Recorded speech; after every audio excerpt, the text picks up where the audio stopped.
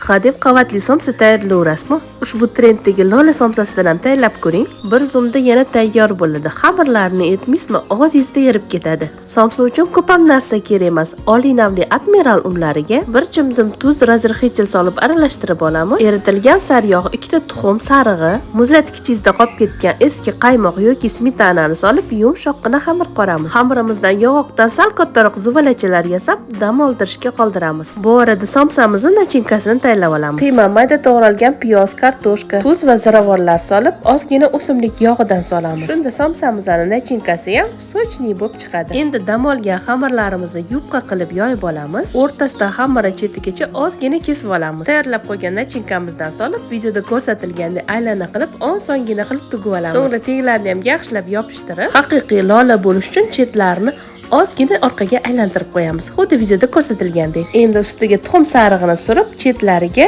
qora sedanadan sepamiz va qizib turgan duxovkamizni 200 gradusda 30-35 daqiqa davomida pishirib olamiz.